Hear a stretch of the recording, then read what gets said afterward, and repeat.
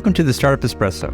I'm Hall T. Martin, the host of the show, where we talk about raising funding for your startup and the time it takes to have an espresso. I hope you enjoy this episode.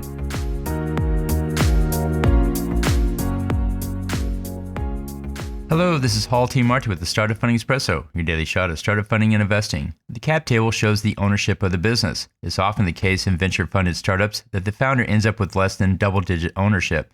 There's the issue of liquidation preferences and other terms that pay investors before the founder. In fundraising, make sure the founder's position is covered and has a path to an exit. In negotiating the sale, beware of earnouts, in which case the company must meet certain goals to achieve the stated buyout. A typical earnout is 10 to 20% of the buyout paid over the course of 3 years based on achieving sales targets. The funds used to pay the earnout are held in a holdback account under escrow. The control conditions must also be negotiated as it determines who has control over the business and how much control during the earnout. It's important to understand earnouts as they impact the founder's exit. Without a founder's exit, there's no motivation to carry the business forward. Thank you for joining us for the Startup Funding Espresso, where we help startups and investors connect for funding. Let's go start listening to today. Hall T. Martin is the director of Investor Connect, which is a 501c3 nonprofit dedicated to the education of investors for early-stage funding.